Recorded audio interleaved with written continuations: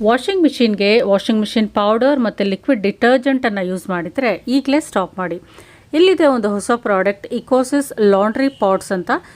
ಇದು eco friendly, ಜೊತೆಗೆ tough ಸ್ಟೈನ್ಸನ್ನು remove ಮಾಡೋದಕ್ಕೆ ಬಯೋ ಎಂಜೈಮ್ಸಿಂದ ಇದನ್ನು ಇನ್ಫ್ಯೂಸ್ ಮಾಡಿರ್ತಾರೆ. 5-in-1 ಮ್ಯಾಜಿಕ್ ಲಾಂಡ್ರಿ ಪಾಟ್ಸ್ ಅಂತ ಹೇಳ್ಬೋದು. ಒಂದು ಬಾಕ್ಸಲ್ಲಿ 20 ಪಾಟ್ಸ್ ಫಾರ್ 20 ವಾಷಸ್ಗೆ ಯೂಸ್ ಆಗುತ್ತೆ.